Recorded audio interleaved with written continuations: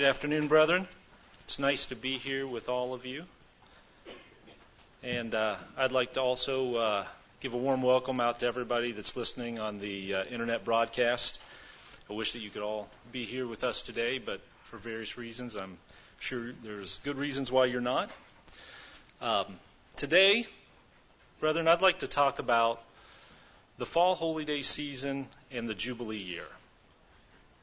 Have you ever contemplated how the Jubilee year, commanded by God for the nation of Israel, fits in with the fall holy days? Have you ever really even thought much about the Jubilee year? Well, today, my friends, I'd like to kind of talk about that with you and discuss it, the Jubilee year and the fall holy days. So the main scripture that we're going to look at is Leviticus chapter 25. So why don't we turn over there right now? The book of Leviticus is basically a list of, or a chronicle of God's direct speeches to Moses concerning instructions he wanted Moses to repeat to the children of Israel. God tells Moses how to instruct the Israelites regarding offerings and sacrifices, the priesthood, clean and unclean meats, purity laws, the feasts of the Lord, which include the 7 holy days as well as the annual Sabbath. And then when we get to chapter 25, it discusses the Sabbath year and the Jubilee year. So let's start reading in chapter 25, verse 1. 25, verse 1. The Lord said to Moses at Mount Sinai, "Speak to the Israelites and say to them, when you enter the land that I am going to give you, the land itself must observe a Sabbath to the Lord. For 6 years sow your fields, and for 6 years prune your vineyards and gather their crops. But in the 7th year, the land is to have a year of Sabbath rest, a Sabbath to the Lord. Do not sow your fields or prune your vines. Do not reap what grows of itself, or harvest the grapes of your untended vines.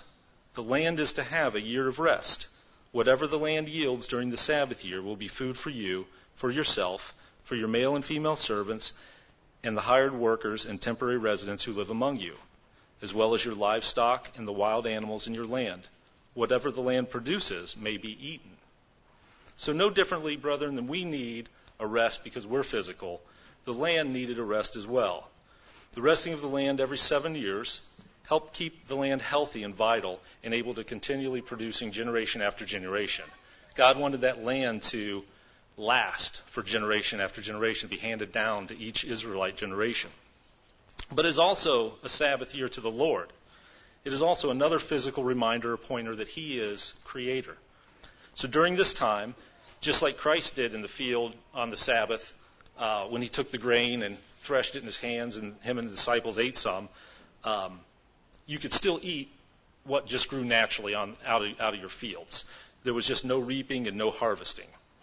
So now let's read on to see how the 7-year land cycle is integral to the Jubilee year. So let's start back in verse 8.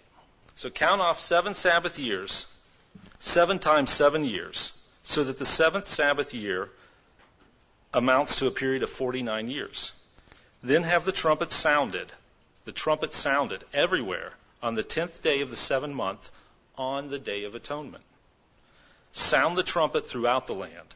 Consecrate the 50th year and proclaim liberty throughout the land to all of its inhabitants. It shall be a jubilee for you. Each of you is to return to your family's property. Return to your family's property and to your own clan. The 50th year shall be a jubilee for you. Do not sow and do not reap what grows of itself or harvest the untended vines, for it is a jubilee and it is to be holy to you. Eat only what is taken directly from the fields. So wow, what a different Day of Atonement this is in the 50-year cycle that God's talking about here. We're normally commanded to keep atonement as a very somber day. But in this 50th year, there's to be a blowing of trumpets and a jubilee in the land. So the 50th year in the cycle was to be a jubilee year. But the verses we read also talk about proclaiming liberty to the inhabitants of the land, people returning back to their property, back to their families. So why was this 50th year so special? How was this accomplished? What made it a jubilee? Well, let's start back in verse 13. And this is where the instructions come in. In this year of Jubilee, everyone is to return to their own property.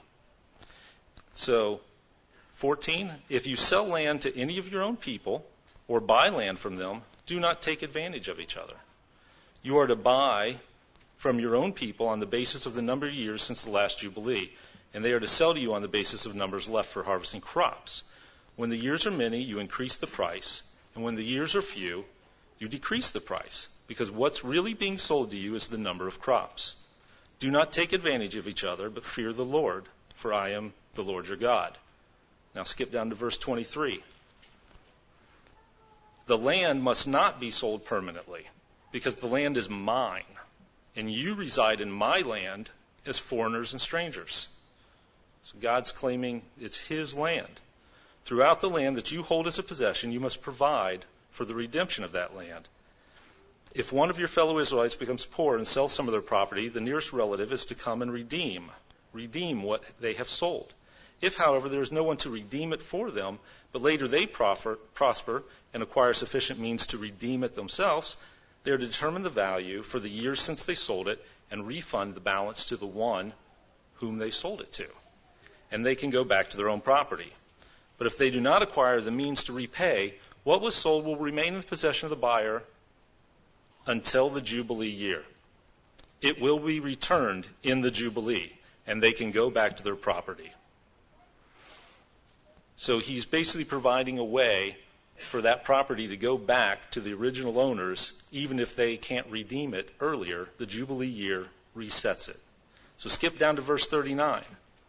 If any of your fellow Israelites become poor and sell themselves to you, do not make them work as slaves.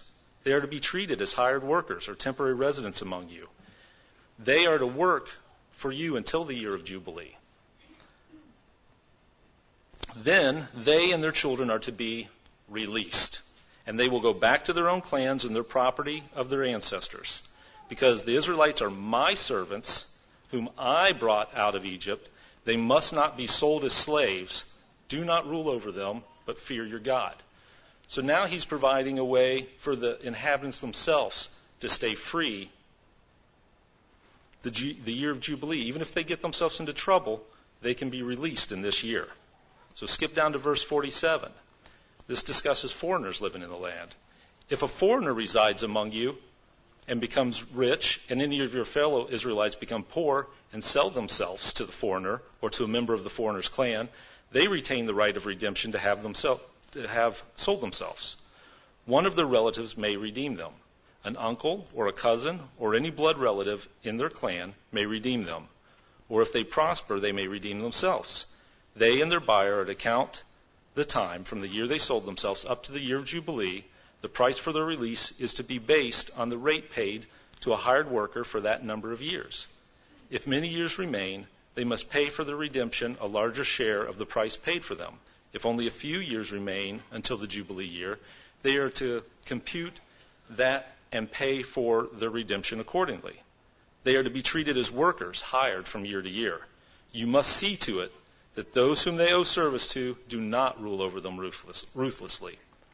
Even if someone is not redeemed in any of these ways, they and their children are to be released in the year of Jubilee.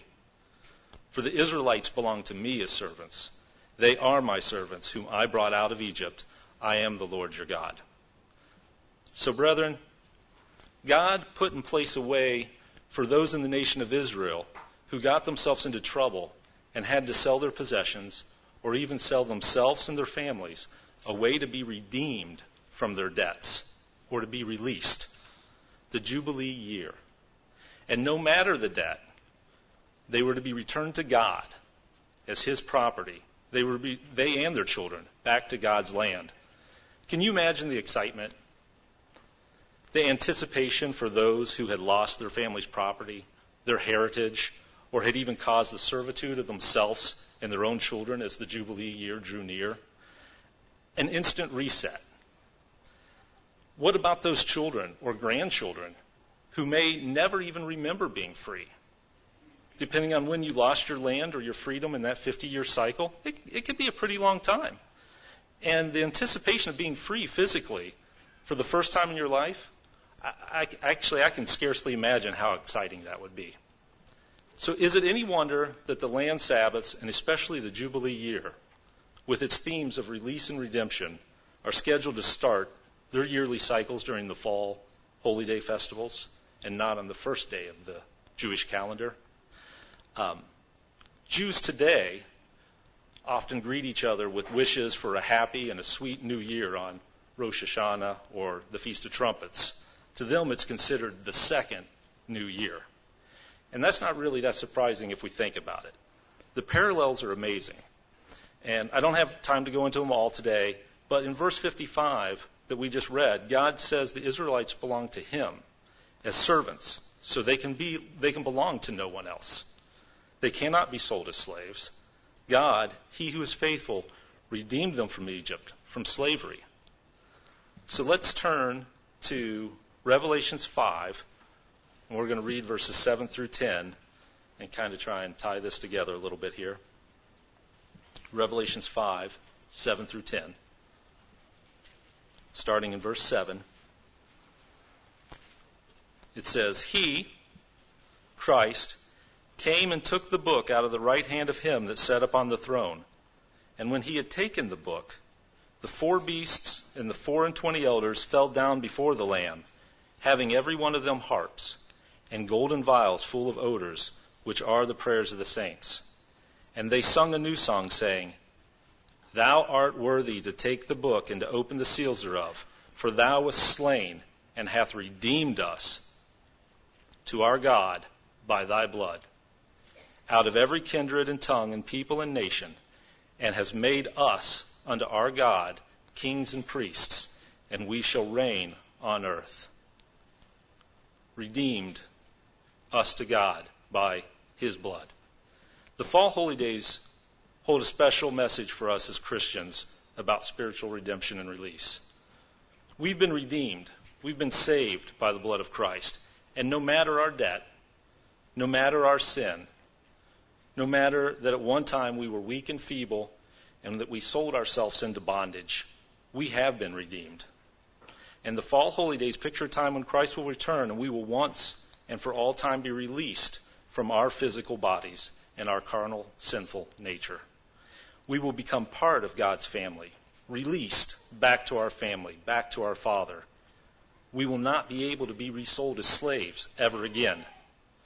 We are the first fruits, and we will be released first, raised in our spiritual bodies when Christ returns. But for the rest of the world, the process will start for redemption and release on atonement. Mankind will be atoned to God, and God will dwell with them. Mankind will start their spiritual jubilee year, and this will be a joyful atonement. Just a small speculation here, but there will probably be the blowing of trumpets and some type of celebration like what we read commanded in the Jubilee year back in Leviticus, rather than maybe the traditional somber approach in that year when Christ returns. And brethren, I'm not trying to prophesy or predict anything, and I know that no man knows the day of Christ's return, but doesn't it seem fitting that Christ would return in a Jubilee year?